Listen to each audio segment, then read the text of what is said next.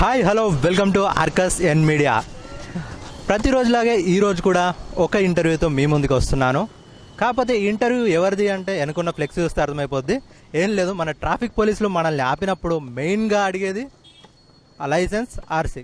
But ఆ తర్వాత అడిగేది పొల్యూషన్ చెక్ ఉందా, అంటే మీ బండికి పొల్యూషన్ ఎలా ఉంది ఏంటి అనే విషయాల్ని ఒక పొల్యూషన్ చెక్ ద్వారా చేస్తారు. దానికి సంబంధించి మనం ఎక్కడెక్కడ తీసుకుంటాం పొల్యూషన్ చెక్ అంటే దానికి సపరేట్ ప్లేసెస్ ఏమీ లేవు. ఉన్న ఏకైక ప్లేస్ మొబైల్ పొల్యూషన్ చెక్. మరి ఆ మొబైల్ పొల్యూషన్ చెక్ చేసేవారి జీవనం ఎలా ఉంటుంది, వారు ఎలా అసలు ఈ వృత్తిలోకి వచ్చారు, వాళ్ళ పరిస్థితులు ఏంటి, వాటన్నిటిని మనం ఈరోజు తెలుసుకుందాం మన డే విత్ గిరితో. Hi bro. Hi bro. మీ పేరు? యా, ఈ మొబైల్ పొల్యూషన్ చెక్ బండి మాదేశ్. యా, ఎక్కడి నుంచి వచ్చావు నువ్వు? వరంగల్. అంటే ఇప్పుడు కుక్కట్పల్లి. కుకట్పల్లిలో ఉన్నావు. ఓకే, అంటే నువ్వు వరంగల్ నుంచి ఇక్కడికి వచ్చావు కదా, నువ్వు ఈ పని చేద్దామని వచ్చావా లేకుంటే వేరే పని కోసం వచ్చావా? ఏదైనా చేద్దామని వచ్చా. ఏదైనా. మరి నీకు మొబైల్ పొల్యూషన్ గురించి ఎవరు చెప్పారు, ఎవరు పెట్టుకోమన్నారు? మా ఫ్రెండ్ అన్నాడు. రెండు వాళ్ళు ఉన్నారు ఆల్రెడీ, వాళ్ళు ఈ వృత్తిలో ఉన్నారా? ఉన్నారు. ఓకే, అంటే వాళ్ళు నీకు ఇచ్చారు కదా, నువ్వు ఈ ఏరియాలో ఎందుకు పెట్టుకున్నావు? అంటే ప్లేస్ బాగుంటుంది అనేసి. అంటే మోస్ట్ ట్రాఫిక్ ఏరియా కదా ప్రగతి నగర్ అంటే. యా, యాక్చువల్లీ ఈరోజు సండే, ఇంకా బాగా వస్తుంది నీకు గిరాకీ, ప్రతి రోజు చూస్తున్నాను నేను కూడా. సో నువ్వు వరంగల్ నుంచి ఇక్కడికి వచ్చావు ఏదైనా జాబ్ చేద్దామని, మొబైల్ పొల్యూషన్ బండి పెట్టుకున్నావు. అంటే నువ్వు మెయిన్గా నీ గోల్ ఏంటి అసలు? గోల్ అంటే డ్రైవింగ్. అంటే రేసింగ్ అలాంటివి ఉన్నాయా లేకుంటే ఓన్లీ రేసింగ్? Okay, fine. ఏం చదువుకున్నావు? Diploma complete. Diploma completed. ఏ బ్రాంచ్లో? పాలిటెక్నిక్. ఈసీలో. ఫైన్. అంటే దీనికి అది రిలేటెడ్ ఉంటుందా? ఉండదు, రిలేటెడ్ ఏమి ఉండదు. పైన ఇది చేయాలనిపిస్తుందా? అవును. యాక్చువల్లీ చూస్తున్నాం మనుషులందరూ ఎలాగోలా బతుకుదామని కరెక్ట్గా బతకలేకపోతున్నారు. బట్ నువ్వు డిప్లొమా కంప్లీట్ అయిందంటే నీ ఏజ్ చాలా చిన్నది, బట్ ఈ ఏజ్లోనే నువ్వు మొబైల్ పొల్యూషన్ బండి పెట్టుకున్నావు. ఎవరు నీకు ఇన్స్పిరేషన్ ఎవరు ఇచ్చారు పెట్టుకోవడానికి? మా అన్నయ్య. మీ అన్నయ్య ఏం చూస్తున్నాడు?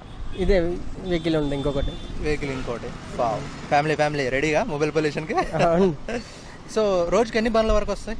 రోజుకు 20, 30, 40. సాటర్డే సండే ఫుల్ వస్తాయి. సాటర్డే సండే బాగుంటాయి. అంటే నీ సంపాదన గురించి అడగను, అవసరం లేదు. బట్ ఎలా ఉంటుంది అంటే లైక్ సంపాదన నీకు బతకడానికి? ఓకే, పర్లేదు. బాగా రిచ్ బాపూర్ అలా ఏం కాదు, అట్లా కాదు, మామూలుగా ఉందా అంటే ఉంది. ఓకే, యాక్చువల్లీ నేను చూస్తుంటే నాకు అర్థమైపోతుంది నువ్వు బాగుంటావు, అది చాలు కదా. మొబైల్ పొల్యూషన్ గురించి ఏమని చెప్తావు? అంటే నాకేం తెలియదు, నువ్వు ఏమైనా చెప్తుంటా. ఇప్పుడు ఏముంది, మన వెహికల్స్ వస్తే 2 వీలర్స్ వస్తాయి. 2 వీలర్స్కి చెక్ చేయాలి.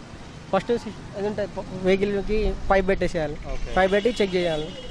పొల్యూషన్ నెట్లో సిస్టంలో వస్తుంది, ఎంత ఉంది, దానికి మినిమం ఎంత ఉండాలని చూపిస్తుంది అందులో. దాన్ని ప్రింట్ తీసి ఇచ్చేసేయాలి, అంతే.